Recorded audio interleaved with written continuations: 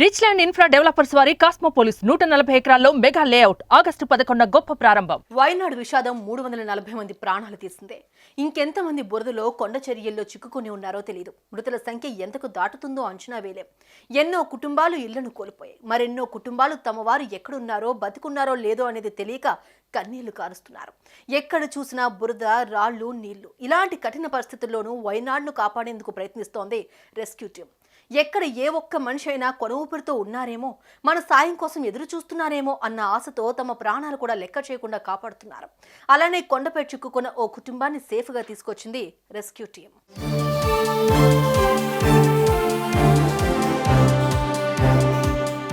ఏమాత్రం స్వార్థం లేకుండా ఒకరి ప్రాణం కాపాడితే చాలు అనుకుంటూ ప్రాణాలకు తెగించి వాయనాడ్లో పనిచేస్తున్నారు రెస్క్యూ సిబ్బంది. తిండి, నిద్ర ఏం పట్టించుకోకుండా ప్రజల ప్రాణాలు కాపాడుతున్నారు. అలా ఓ డేరింగ్ ఆపరేషన్ చేసి ఓ కుటుంబాన్ని కాపాడారు. ఆ కుటుంబంలో 3 చిన్నారులు ఉండటం ఇప్పుడు రెస్క్యూ టీంపై ప్రశంసలు కురిపిస్తోంది.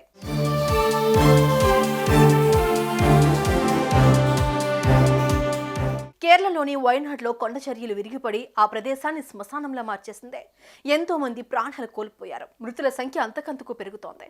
కొండ చర్యలు విరిగిపడడంతో గ్రామాల ఆనవాళ్లు లేకుండా పోయాయి. 100 ఇళ్లు నేలమట్టమయ్యాయి. మరెంతో మంది కోసం బురద నీటిలో వెతుకులాట జరుగుతోంది. కొండ చర్యలు ఇంకా విరిగి పడుతూనే ఉన్నాయి. కానీ రెస్క్యూ టీం మాత్రం అవేం పట్టించుకోకుండా సహాయక చర్యలు కొనసాగిస్తోంది.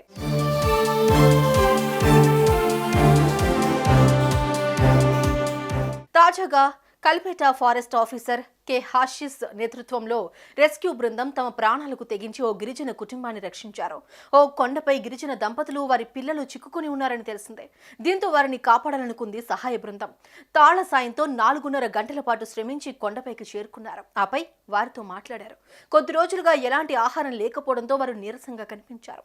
వెంటనే వారి దగ్గరున్న ఆహారాన్ని తినిపించారు, నీళ్లు తాగించారు. ఆపై తమతో రావాల్సిందిగా వారిని కోరగా కుటుంబం నిరాకరించింది. కానీ ఎంతోసేపు బతిమాలిన తర్వాత ఒప్పుకున్నారు. దీంతో పిల్లలను నడిపించే వీలు లేక పిల్లలను తమ శరీరాలకు కట్టుకుని తాళ్ల సాయంతో కిందకొచ్చారు. వారితో పాటు గిరిజన దంపతులను కూడా తీసుకుని వచ్చారు. అనంతరం వారిని అత్తమాల యాంటీ పోచింగ్ కార్యాలయానికి తరలించారు. అక్కడ వారు సురక్షితంగా ఉన్నారు. ఇంకా సహాయక చర్యలు కొనసాగిస్తున్నారు.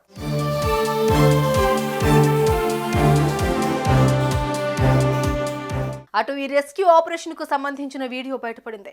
పిల్లలను శరీరాలకు కట్టుకుని సహాయక సిబ్బంది కొండల్లో నడుచుకుంటూ వస్తున్న తీరు ప్రశంసనీయంగా ఉంది.